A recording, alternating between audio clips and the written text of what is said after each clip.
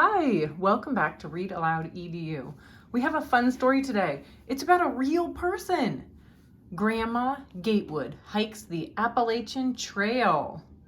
A real person and a real place. So we got a lot of learning to do with this fun one.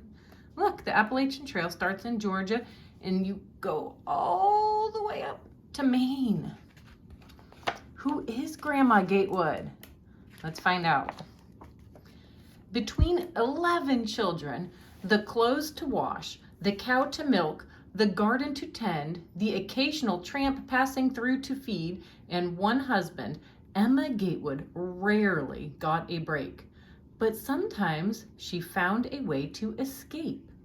A long ramble through the hills behind the farm was all Emma needed to set her heart right again. When Emma felt overwhelmed, she found a way to set her heart rate right. In the spring of 1955, when Emma was 67 years old and her children had all grown up, she left her home in Ohio and set out to walk the Appalachian Trail. Called the longest footpath in the world, the trail stretched along the mountaintops from Georgia to Maine. Emma had read about it in a magazine. The magazine said no woman had ever hiked the entire length and that it was easy. Besides, it was what she wanted to do. Emma didn't tell her family where she was going, but no one worried. After years of hard work on the farm, they knew that Emma could take care of herself. There she goes. Here's Georgia, North Carolina, and Tennessee, the start of the trail. May 3rd, 1955, Emma starts walking. The Appalachian Trail is about 2,190 miles long and passes through 14 states. It follows the chain of mountains known as the Appalachian Mountains, which are over 480 million years old. It takes about 5 million steps to walk the entire trail. That is amazing. Emma wore canvas sneakers and carried a homemade sack packed lightly. She ate berries from the side of the trail and drank from cold mountain springs. She rested under trees and on top of rocks warmed by a fire. Some nights the sky was so big and dark that Emma was afraid to sleep. Other nights she curled up on a soft bed of leaves with plenty of mice to keep her company. Oh, those are little mice. See? Emma hoped to avoid meeting a bear, but she did once and chased him off by hollering as loud as she could. You have to be very loud. And look, the bear is getting out of there. The trail ran over hills, across streams, alongside roads, and through small towns. At times, the woods felt like a long green tunnel. Sometimes Emma lost her way, but even without a map, she always found it back again. Some mountain farmers didn't know what to make of Emma, with her hair like a wild woman after days and nights on the trail. But most gave her supper and a cozy place to sleep. She often found the kindliest welcome from the poorest of families. Word traveled as she wound her way north, and Emma soon became known as Grandma Gatewood. The trail passes by little farms and different homes, and a lot of people welcomed her in for a nice warm meal. Look, Virginia and West Virginia. She's still going. Harper's Ferry, West Virginia is headquarters of the Appalachian Trail Conservancy. For this reason, it is called the psychological midpoint of the trail. She's midway through. Time for a little break. Emma scrambled up and down steep hills carved by glaciers that had melted millions of years ago. The trail wasn't quite as easy as that magazine article had said. For some fool reason, they always lead you right up over the biggest rock to the top of the biggest mountain they can find, said Emma. Definitely not an easy walk. The weather turned from brisk and windy to hot and sticky and buggy to soaking wet and sunny, sometimes within a few hours.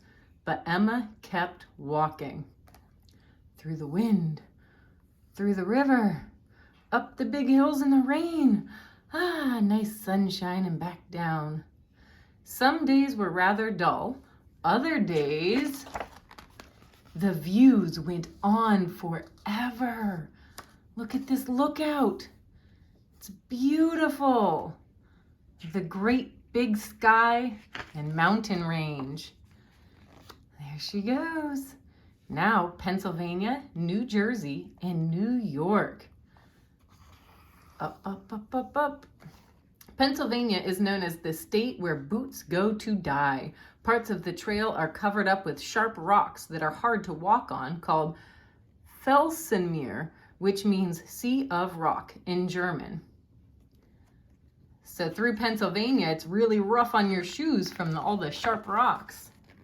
Rocks tore the soles of Emma's shoes, so she held them together with tape. She tried wearing a pair of men's leather boots, but they were big and clunky and slowed her down. Emma chatted with everyone she met along the way, and when the newspapers heard about her big adventure, reporters met her at almost every stop. Now people are following her adventure. The first woman to walk the Appalachian Trail. There's articles about Grandma Gatewood. Soon it seemed as if the whole country was curious about why an old lady would want to walk all that way by herself. Emma answered, just for the heck of it, and she kept on walking. By late summer, Emma was over halfway done with the trail. She had no idea that a huge hurricane was racing up the East Coast. Uh-oh. Look, now Connecticut, Massachusetts, and Vermont. The writer Herman Melville thought Mount Greylock looked like a great white whale in the wintertime. It inspired his famous novel, Moby Dick. Wow. Look, there's the Berkshire Mountains, part of the Appalachian Trail. I have family there. The storm hit hard. Rain soaked the land, and rivers washed away homes. Trees cracked in the wind, smashing to the ground. Emma didn't hear news of how much damage had been done since she was deep in the forest. For her, it was just another day of foul weather. She slipped on a ledge and twisted her knee, but kept slogging through the wet mud. She tried to cross a rain-swollen stream, but it was flowing too fast and Emma couldn't swim. Emma was tired. What a journey. Do you think she's going to finish? She found a crowded shelter with a group of teenage boys from the city. The hut was tiny and damp, but Emma enjoyed their company and they liked hearing her stories. The next day, they carried her across the stream. She was on her way again. Wow! They helped her across. Emma clung to two young men hiking together across a swift-flowing river gorge. She traveled a ways with a troop of Boy Scouts. She was even invited to tea by a note that someone had pinned to a tree. All along the trail, people helped Emma. Look, there's the Boy Scouts. And there was a note, "Dear Emma, please come for tea." But after a while, she was glad to be alone again. Look. She's enjoying the peaceful big sky filled with stars, the big mountain range.